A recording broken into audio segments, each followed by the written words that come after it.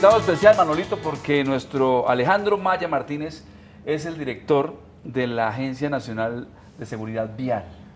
Y tenemos problemas gravísimos. Antes, ¿cómo era que se llamaba? Antes tenía otro nombre. Eso se denomina el Fondo de Prevención Vial hace algunos años. Sí, ¿usted acuerda lo de las estrellas negras y todo eso hace tantos años? Eso fue hace usted no ha nacido todavía, Alejandro, pero buenos días, ¿cómo vamos? Muy buenos días, un saludo muy especial para usted, para Manuel y por supuesto para todos los televidentes. Bueno, arrancando con noticias que no son tan positivas para la seguridad vial en el país. ¿Qué está pasando? ¿Cuál es el diagnóstico? Julio César, pues el llamado que siempre, de manera categórica, de manera insistente, reiterada, le hacemos a los colombianos, y es, por supuesto, tener una conducción responsable en la vía pública. Lamentablemente, en lo poco que llevamos de la Semana Santa, ya han muerto 43 colombianos en las diferentes vías del país. Eso corresponde a un 5% más que en igual periodo del año inmediatamente anterior. Es decir, que los cambios climáticos que estamos viviendo sobre las carreteras, los pisos se ponen húmedos, y eso, por supuesto, pues requiere la necesidad de que tengamos un mejor comportamiento en las vías públicas. Manolito, perdón un segundito, voy a dar unos datos para que sigamos en contexto. Mire, se habla de 8.000 uniformados en las vías, 1.289 accidentes en Semana Santa, estamos hablando de todo el recorrido que ha tenido en 2017, 158 muertos, 1.682 heridos, 12 corredores turísticos, 157 rutas seguras en 180 municipios, es el promedio de trabajo que se está haciendo a nivel nacional. Ahora sí, con base en eso. Yo le quiero preguntar, ¿qué debe tener en cuenta un conductor para hacerlo bien y no colocar en riesgo su vida y la de los demás? Lo más importante, Manuel, revisar en primera instancia las condiciones técnicas de su vehículo, que verifique que no tenga llantas lisas, que el estado de los frenos esté adecuado, los líquidos de los mismos estén completamente llenos y también llevar los documentos del vehículo. Mire, sorprende mucho que en lo que llevamos de Semana Santa, el comparendo más reiterado a los colombianos en vía pública es no llevar licencia de conducción. Y no es porque se le quede en la casa, lo que pasa es que no tiene licencia de conducción. Entonces, por supuesto, cuando un colombiano que no tiene la pericia, porque no tiene licencia de conducción, nunca ha hecho un curso de enseñanza, de aprendizaje para obtener una licencia de conducción, pues por supuesto que pone en riesgo no solamente su vida, sino la vida de todos los que estamos transitando por las diferentes vías del país. Y es por eso que nosotros le hemos hecho un llamado a las autoridades. Les hemos exigido reiterar y, por supuesto, desarrollar un mayor ejercicio del control en vía pública para poder contrarrestar esa ilegalidad. Alejandro, ¿usted piensa que el ciudadano, el automovilista, la persona que viaja por las vías le perdió el miedo a la autoridad? Yo creo que le perdió el miedo a perder la vida, que es mucho más grave. La gente realmente siente que puede tomar medidas y acciones irresponsables con su vida. Mire, esos muchachos de Santa Marta, nos parte el alma, haciendo piques ilegales, unos muchachos de 23, 21, 18 y 14 años a la 1 de la mañana en Santa Marta, realizando piques ilegales, murieron 2 de manera inmediata. Eso es, por supuesto, un llamado que nosotros les hacemos, por un lado, a las diferentes autoridades para que lleven pedagogía, enseñanza en los colegios sobre la necesidad de tener comportamientos y protocolos adecuados en la vía pública, pero por el otro lado también se requiere el ejercicio de la autoridad. Quiero darle un dato que para nosotros nos alerta muchísimo en la Agencia Nacional de Seguridad Vial, y es que más de 7 de cada 10 municipios en Colombia, 653 municipios en Colombia, no tienen ejercicio de control operativo. Es decir, que usted puede tomar trago en una motocicleta, montarse 3, 4, 5, 6 y sabe que no hay un policía ni un guarda de tránsito en su jurisdicción, en su municipio, que pueda generarle una sanción por llevar en exceso o sobrecupo, etc. Pero en ese caso no sería, digamos, las autoridades locales, es decir, el municipio, es decir, el alcalde, el que debería encargarse de velar por la seguridad de esa gente. Sin duda. La autoridad de tránsito en los municipios son los alcaldes, para eso fueron elegidos, son las principales autoridades y primeras autoridades de tránsito, de policía, administrativas y políticas. A ellos les corresponde tener cuerpos operativos para ejercer control a la ilegalidad, a la informalidad y, por supuesto, aquellas actitudes que ponen en riesgo la vida de los colombianos. Pero tengo que decirlo, 7 de cada 10 municipios en Colombia son territorios vedados para la seguridad vial. La gente puede hacer lo que quiere en materia de inseguridad vial y sabe que no va a tener ninguna acción y sanción al respecto. Doctor Alejandro, en el caso digamos, cuando uno va por carretera, se encuentran unos señales y uno decide, uno decide, mal decide. Un primo. Sí, un primo. Un primo, usted sí. siempre está ahí. No, que hay dos líneas y que no se puede pasar o que sí se puede pasar y entonces vienen los choques. ¿Qué debe tener en cuenta una persona cuando va por la carretera manejando? Mire, Manuel, el país ha venido desarrollando en materia de infraestructura una inversión muy importante, cerca de 40 billones de pesos para construir justamente dobles calzadas. Cuando tenemos calzadas bidireccionales, es decir, en doble sentido, hay una alta posibilidad de choque frontal. Cuando se desarrollan dobles calzadas, que es como lo que hemos venido haciendo en el país, se desarrollan mayores peligros de accidente por exceso de velocidad.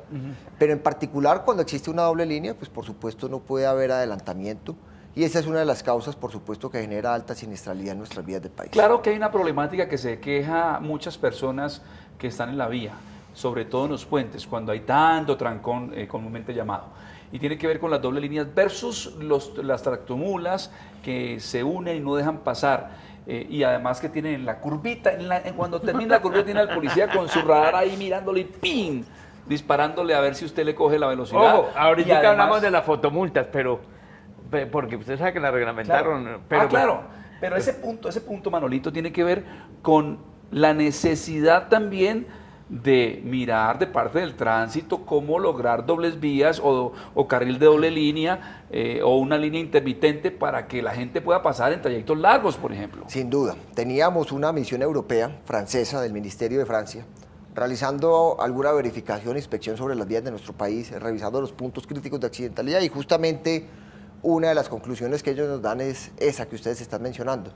Hay largos trayectos con doble línea, lo que no permite que haya un adelantamiento, la gente se desespera, Claro. intenta sobrepasar y por supuesto se generan, digamos, las dificultades ahí en accidentalidad con choque frontal. Por eso es muy importante dos cosas. Primero, cuando es bidireccional, es muy importante, digamos, que haya la posibilidad de poder tener adelantamientos, es decir, que se ensanche la vía en algunos aspectos para que efectivamente las tractomulas puedan transitar sobre la derecha y pueda haber un sobrepase por parte de los vehículos. Y por el otro lado, pues la construcción, por supuesto, de las diferentes dobles calzadas, pero lo importante es respetar esas dobles líneas. Y por eso en esta época de Semana Santa, lo que hicimos fue, a través del Ministerio de Transporte, pues restringir la carga de una manera muy importante para que los colombianos tengan una mayor tranquilidad, una mayor seguridad en los desplazamientos y puedan volver sanos y salvos, que es lo que nos interesa. sáqueme de una duda que casi siempre cuando uno va conduciendo, no sé si le ha pasado a Julio César, uno va en el carro y dice, por esta vía puedo ir a 80, puedo ir a 60, puedo ir a 70, o puedo ir a 10, o puedo ir a 15, lo que sea. ¿Cuál es la velocidad real permitida? Porque Máximo. todavía, porque en una época dijo no, que son 120 kilómetros por hora. Después 100, después 80. De 80 y uno Y no ahora sabe, vamos a ¿sabes? 20 y seguimos nosotros esperando que nos manden un compadrito a la casa. Manuel, le agradezco la pregunta porque sí hay mucha confusión alrededor de ese tema. Y hay confusión porque hubo una expedición de unas normas frente a lo que sucedió en el año 2010-2011, que hubo muchas lluvias y hubo un estado de emergencia y se aprovechó para sacar alguna norma en ese particular, pero después la Corte las tumbó. Hoy, ¿qué tenemos vigente? Hoy está vigente una norma que establece que la velocidad máxima es de 80 kilómetros por hora. Sin embargo, menciona que en algunas vías del país puede llegar incluso hasta 120 kilómetros por hora siempre y cuando tenga señalización. Por supuesto. Y que sea doble calzada, ¿no? Exactamente, que sea doble calzada, que tenga señalización, pero en Colombia no tenemos ninguna vía en el país que podamos permitir, digamos, avanzar a 120 kilómetros por hora. Tal vez la vía en este momento que está señalizada a la mayor velocidad es 100 kilómetros, que es en el sector de la Ruta del Sol Tramo 2, en el sector del Corán, entre el Corán y Puerto Boyacá. Ahí usted puede andar a 100 kilómetros porque la vía se lo indica. Pero claramente digamos que la velocidad máxima es la que señale la vía. Cuando no existe señalización, ojalá no exista ninguna vía que no tenga señalización, pero si acaso no existe señalización en una vía, una carretera nacional, la velocidad máxima es de 80 kilómetros. Bien, entonces vamos a hablar de 5 puntos importantes, doctor Alejandro, para que tengamos ya en resumen lo que queremos nosotros contarle a nuestros televidentes. Y tiene que ver con cada uno de esos puntos que más allá de lo teórico se vuelven prácticos y pueden ser importantes para el ciudadano que va en su vehículo por estos días en Semana Santa. Entonces, empecemos por el quinto. ¿Cuál sería el punto quinto importante dentro de ese ranking? Bueno, sin duda es revisar, por supuesto, las condiciones de su vehículo. Okay. Mire, los accidentes que se presentaron en Don Matías y Santa Rosa 2, una tractomula que se queda sin frenos. O el accidente que se presentó, que ustedes lo registraron entre Bogotá y Girardot, otra tractomula que se queda sin frenos y se lleva un poco de motos y de vehículos por delante. Esos son siniestros viales que nosotros podemos prevenir en la medida en que revisemos las condiciones técnicas del vehículo. Yo estuve en Don Matías verificando las condiciones técnicas de esa tractomula. Las bandas del vehículo estaban absolutamente desgastadas. Por supuesto que lo natural es que si usted no le cambia las pastillas a su freno, no revisa las condiciones técnicas de su equipo, pues por supuesto tenga una dificultad que pueda generarle la muerte no solamente a usted, sino a lo que más ama, que es a su familia y por supuesto a todas las personas que estamos transitando por los vías del país. El número 4, ¿cuál sería entonces?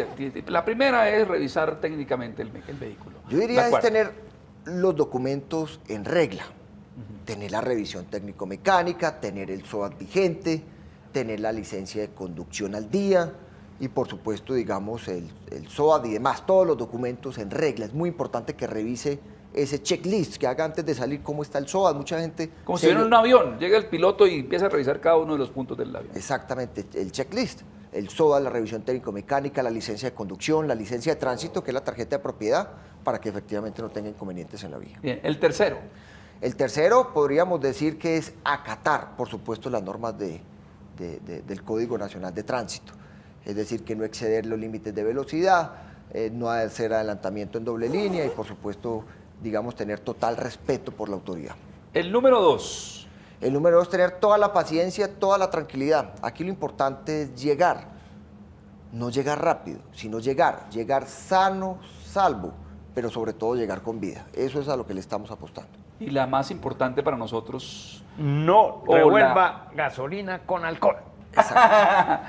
Exactamente, mire, aquí tengo el dato de lo que llevamos en Semana Santa. Dale. 5 personas han muerto conduciendo el vehículo embriagado. Eso no tiene ningún sentido. Se han practicado muchísimas pruebas de embriaguez y el 17% han salido positivas. 486 pruebas positivas de 3.280. Es decir, todavía hay gente que transita sus vehículos en estado de embriaguez. No se le olvide que nosotros en el año 2013, a través del Congreso de la República, se puso una norma todavía mucho más estricta, en el sentido de que quienes conduzcan con estado de embriaguez pueden obtener una sanción hasta de 35 millones de pesos y adicionalmente si deja una víctima fatal va inmediatamente a la cárcel por homicidio culposo, porque también tuvo una modificación en el Código Penal frente a las deducciones que había. En ese sentido, lo que les pedimos es que, por supuesto, es un llamado a la sensatez, es simplemente eso, al sentido común, de que conducir un vehículo en estado de embriaguez, por supuesto, genera unos altísimos riesgos de accidentalidad. Hay un punto clave, doctor Alejandro y mi querido Manolito, y tiene que ver con las fotomultas, usted lo mencionó de manera categórica, porque además vivimos esas situaciones. Nosotros íbamos, yo iba a 30, usted iba a 20, y decía a 10. Pero resulta que cuando uno mira el odómetro, a 10 es como si estuviera uno parado. Pero hay muchas, no todas, las empresas que trabajan como fotomultas, pues le ponen a 10, a 15, a 20 y obviamente que lo van a multar. Incluso ni siquiera tienen policías acostados. Pero lo regularon. ¿Lo regularon o hubo una reglamentación que salió este fin de semana por parte del ministerio? Así Cuéntenos es, cómo va lo último de esto. Así es. El año pasado, justamente cuando yo estaba de viceministro, con el apoyo del Congreso de la República se aprobó una ley muy importante, que fue la ley que conocen popularmente como las fotomultas. Ajá. Pero la semana pasada, el viernes pasado, conjuntamente el ministro de Transporte con la Agencia Nacional de Seguridad Vial emitimos la resolución ya reglamentando esa ley. Básicamente, 5, digamos, aspectos fundamentales. El primero, la remuneración del privado no puede ser superior al 10%. Se le acaba el negocio de las fotomultas a los empresarios. Entonces ya no hay incentivo, entonces ya empiezan a comprar menos cámaras. No, hay incentivo, pero más bajito. Hay algunos municipios que se quedaban los privados hasta con el 70 50. Y el 80% de los fotomultas. Por supuesto que hay el incentivo perverso es sancionar y multar, no corregir un comportamiento inadecuado en vía pública. Ajá. En segundo lugar, tiene que estar autorizada por el Ministerio de Transporte con concepto favorable de la Agencia Nacional de Seguridad Vial. Es decir, para que no las ubiquen donde recaudan plata, donde no se necesitan, sino que las ubiquen donde efectivamente aporte a la seguridad vial de los colombianos. Un colegio, por ejemplo. Exactamente, en colegios, en sitios donde representen riesgos para la seguridad vial. Tercero. En tercer lugar, tienen que estar señalizadas a 500 metros. Necesitamos que las fotomultas se conviertan en prevención, reductores de velocidad natural. Y en ese sentido, pues a nosotros no nos interesa que las fotomultas recauden o no recauden plata en Colombia. Lo que nos interesa es que se conviertan en herramientas poderosas para salvar la vida de los colombianos. por eso deben estar señalizadas. Me llama mucho la atención, Manolito, Faltan dos, sobre espere eso. que faltan Sobre dos eso. puntos. No, sobre ese mismo. Y tiene que ver con lo que significa la prevención versus el miedo, ¿no?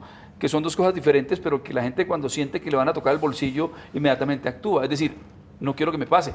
Por encima de si pierdo la vida o no, o por encima si tengo un accidente con alguien, alguna persona Así o no. es, por eso es muy importante que estén señalizadas, porque si se va a acercar a un sitio de alto riesgo de accidentalidad, pues lo que necesitamos es que la gente no se mate, que reduzca velocidades y que por supuesto pueda desarrollar un tránsito confiable, no solamente para quien va conduciendo el vehículo, sino para todos los colombianos que están transitando por esa vía. El cuarto es que deben estar calibradas.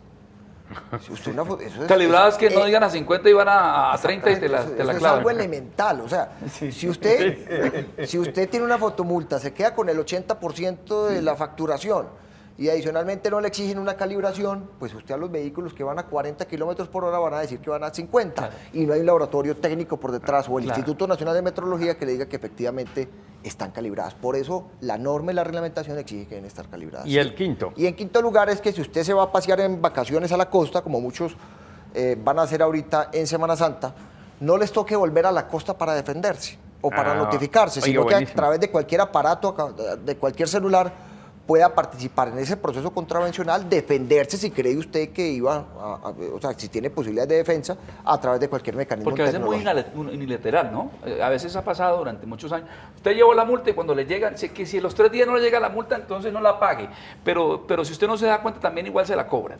Así es, por eso se le da la posibilidad, a través de esa reglamentación, que las autoridades de tránsito, no es posibilidad, es una exigencia realmente, de que las autoridades de tránsito tienen la obligación de habilitar canales tecnológicos para que cualquier colombiano de cualquier parte del mundo que haya tenido una fotomulta pueda defenderse a través de un medio tecnológico.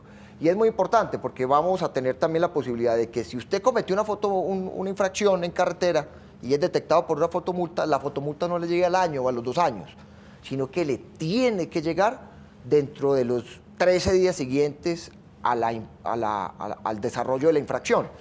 ¿En qué sentido? Primero, la convalidación en 10 días, es decir, que la autoridad de tránsito tiene que revisar la fotomulta y verificar si efectivamente usted infringió la norma de tránsito y convalidarla dentro de 10 días. Y 3 días posteriormente tienen que notificársela. ¿A dónde? Al email que usted tenga registrado en el Registro Único Nacional de Tránsito. Por eso es muy importante que tenga actualizada la información. Esperemos que todo esto que se ve tan bonito en la teoría, doctor Alejandro, usted que ha trabajado tanto tiempo en el tema de transporte y demás y que conoce exactamente esta raíz de esta situación, no pase como lo que pasó con las estrellas negras, que eso fue muy bonito hasta que se volvió pintura. Y eso se lo dejaremos para la próxima entrevista. Eso es cierto, esperamos la colaboración, el concurso de todas las autoridades de tránsito. La Superintendencia de Puertos y Transporte tiene la obligación de realizar el control, inspección y vigilancia de que esto realmente no se quede en el papel y que realmente las fotomultas en Colombia no sigan siendo cajas registradoras en beneficio de terceros, sino que se conviertan en una herramienta poderosa para salvar vidas en la vía. Doctor Alejandro Maya, muchas gracias por habernos acompañado. Muchas gracias a ustedes por la invitación y un saludo muy cordial. Se nos acaba el tiempo, pasamos de un lado a otro. El transporte pasamos a vengo, se lo arreglo, porque el